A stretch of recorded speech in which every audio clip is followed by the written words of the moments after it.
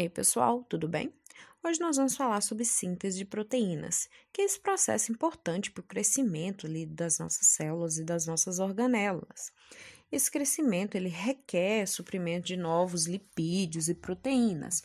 Mesmo que essas células não estejam em divisão, essas proteínas elas são produzidas ali continuamente e são entregues à medida que a organela precisa. Bom, para a síntese dessas proteínas, nós temos algumas etapas.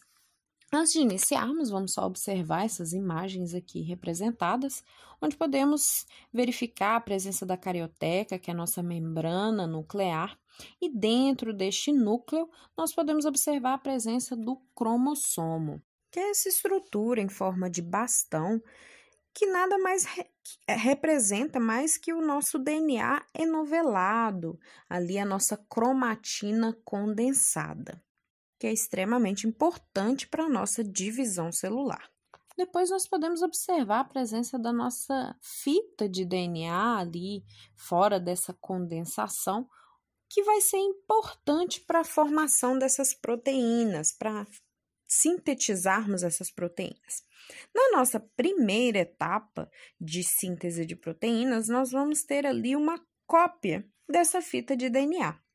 Então, basicamente, a nossa primeira etapa que vai ocorrer aqui no núcleo é a nossa transcrição ou cópia, onde a gente vai ali transcrever um gene, né, em uma fita de RNA mensageiro. E o que é esse gene? É uma porção desse DNA que possui uma sequência específica de ácidos nucleicos, que é a nossa informação necessária para a formação dessa proteína. Como vocês podem observar na imagem, nós temos ali a presença de uma estrutura denominada RNA polimerase, que é a nossa enzima responsável por iniciar a nossa primeira etapa.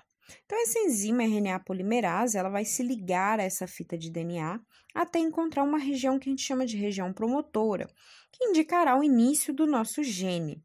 Então, ela vai abrir este DNA e vai utilizar uma dessas fitas como uma fita molde.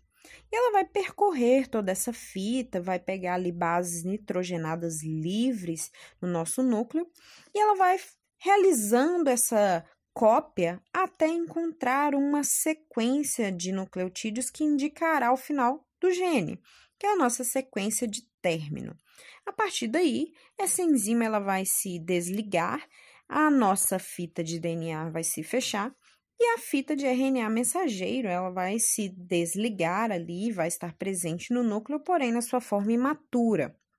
Quando ela estiver madura, a partir de alguns processos que irão ocorrer, ela vai sair do núcleo e nós iremos para a nossa segunda etapa, que será a leitura, a tradução dessa fita de RNA mensageiro. Bom, só antes de iniciar essa segunda etapa, nessa segunda imagem aqui, eu demonstrei para vocês, nessa fase de transcrição, nós podemos formar 3 tipos de RNA. Nós podemos formar o RNA mensageiro, que eu acabei de falar, que vai ser responsável pela síntese de proteínas, mas também podemos formar o RNA ribossômico, que irá ser importante para a formação, né, da organela não membranosa, o ribossomo, que através da ligação do RNA ribossômico com proteínas, ele irá ser formado lá no nosso nucleolo. E também podemos transcrever fitas de RNA transportador, que será importante para essa síntese de proteínas lá no nosso citosol. No caso desse RNA transportador, ele será importante porque ele vai carregar os aminoácidos que irão compor a nossa proteína.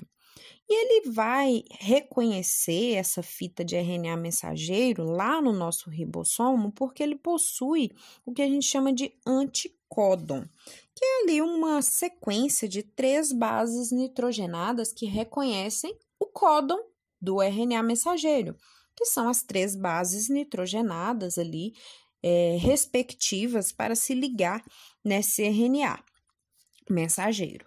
Bom, e a ordem desses aminoácidos que esse RNA transportador, né, traz para essa síntese de proteínas é o que vai determinar qual proteína estamos sintetizando. Para iniciar essa síntese de proteínas, nós teremos ali um aminoácido, que é o que vai dar o start para essa síntese, que é o aminoácido metionina, composto ali, né, por um códon, no caso ali, AUG. Para terminar essa síntese de proteína, nós também teremos alguns códons, que são os códons stop ou de terminação. São as sequências UAA ou UAG ou UGA.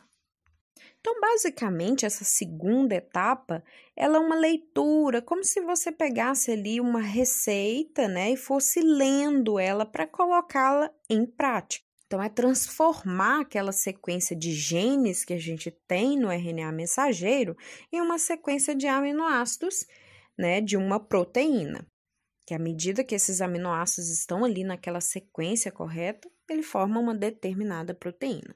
E esses aminoácidos, né, que vão ali se ligando, eles vão se ligar para o que a gente chama de ligação peptídica.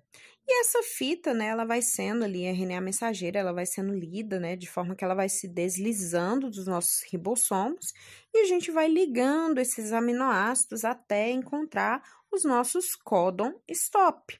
E aí sim, essa proteína, né, ela será solta deste ribossomo e ela estará pronta ali para desempenhar, né, alguns processos que ela precisa para amadurecer. Mas antes, alguns detalhes. Esses ribossomos, né, para que eles possam ali se associar e realizar essa síntese de proteínas, eles se associam a esse RNA mensageiro e formam o que a gente chama de polirribossomos, que são vários ribossomos ligados, né, à nossa fita de RNA mensageiro. E eles podem ser livres ou associados, no caso, igual ao nosso retículo endoplasmático, formando o retículo endoplasmático rugoso, que vai ser responsável por entregar indiretamente ali para algumas das nossas organelas, como o complexo de Golgi, os lisossomos, endossomos, as nossas próprias membranas, essas proteínas. Porque se elas forem ali direcionadas para as mitocôndrias e o núcleo, elas são entregues diretamente ali a partir do nosso citoplasma. Se não, elas são indiretamente entregues pelo nosso retículo endoplasmático. Essas proteínas, elas entram nesse retículo endoplasmático a partir do citosol e a maioria ali é transportada por vesículas para o nosso complexo de Golgi, né, e ali depois, né, para outras organelas ou para a nossa própria membrana plasmática. Portanto, a nossa síntese de proteínas, ela realmente se inicia ali nos ribossomos, né, do nosso citosol. E aí, o destino de cada uma delas, né, dependendo qual organela ela vai ser direcionada, ele vai ser determinado, ele vai depender de uma sequência de aminoácidos, que vai ser o nosso sinal de distribuição, que vai direcionar essa proteína para determinada organela. Se ela não possuir esse tipo de sinal, ela vai permanecer no citosol. Então, essas sequências sinal, elas vão direcionar essas proteínas para os compartimentos corretos. E quando essa proteína ela estiver ali pronta, né, completamente acabada, essa sequência sinal ela é retirada.